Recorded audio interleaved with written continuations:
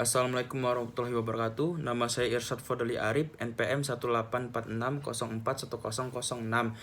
Di sini saya akan menjelaskan sedikit tentang penelitian kuantitatif yang ada pada mata kuliah Metode Penelitian Sosial yang didoseni oleh Bu Selvi Diana Melinda. Apa itu penelitian kuantitatif? Penelitian kuantitatif adalah metode penelitian digunakan untuk meneliti pada populasi atau sampel tertentu. Teknik pengambilan sampel pada umumnya dilakukan secara random. Pengumpulan data menggunakan instrumen penelitian dan analisis data bersifat kuantitatif dengan tujuan untuk menguji hipotesis. Terus, apa sajakah ciri-ciri dari penelitian kuantitatif? Ciri-ciri penelitian kuantitatif itu ada 6. Yang pertama, penelitian kuanti selalu berbicara data sampel yang digeneralisasi pada populasi. Yang kedua, penelitian kuanti harus ada sampel yang diambil dari populasi terjangkau dan memiliki populasi target yang menjadi wilayah generalisasi perhatian utama pada variabel. Yang ketiga, ada unit analisis sebagai pusat penelitian. Yang keempat, bersifat inferensial, populasi dan sampel, menggunakan data kuantitatif yang diperoleh melalui pengukuran. Yang kelima, mempunyai proses yang baku dan fokus pada variabel. Yang terakhir, yang keenam, sasaran kajian adalah unit penelitian, analisis dan menggunakan teknik statistik. Kapan metode kuantitatif digunakan? Yaitu pada saat menguji hipotesis.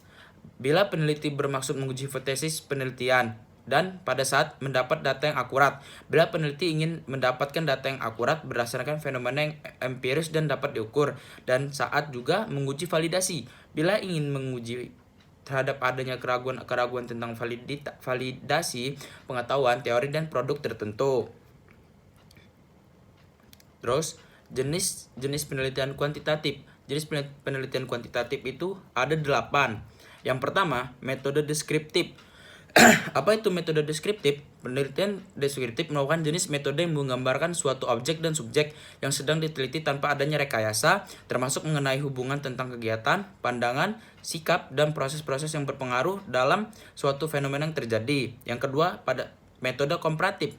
Penelitian ini dilakukan sealami mungkin dengan melakukan pengumpulan data dengan suatu perintah, dan hasilnya dapat dianalisa secara statistik untuk mencari suatu perbedaan variabel yang sedang diteliti. Yang ketiga, metode korelasi. Penelitian ini dilakukan untuk membandingkan antar persamaan dengan perbedaan atau fakta berdasarkan kerangka pemikiran yang sudah ada sehingga hasilnya dapat jelas. Yang keempat, metode survei. Menurut Zygmunt 1997, metode survei merupakan metode dalam penelitian yang informasinya dikumpulkan dari beberapa sampel. Yang kelima, metode ex post facto. Metode ini merupakan metode yang sering digunakan untuk penelitian yang sedang meneliti hubungan antara sebab dan akibat. Yang keenam, metode true experiment. Dinamakan sebagai metode true experiment karena kita dapat mengontrol semua variabel luar yang ada dan dapat mempengaruhi jalannya suatu eksperimen. Yang ketujuh, metode quasi eksperimen. Desain dan rancangan dalam metode quasi eksperimen mempunyai kelompok kontrol yang dapat membantu proses penelitian. Yang terakhir, metode subjek tunggal. Dalam metode subjek tunggal sering disebut dengan single subjek eksperimental, yaitu eksperimen ini biasa dilakukan terhadap subjek dengan jumlah tunggu saja. Rancangan kuantitatif. Rancangan penelitian kuantitatif, bagian yang paling utama di dalam membuat suatu penelitian adalah bagaimana membuat rancangan penelitian.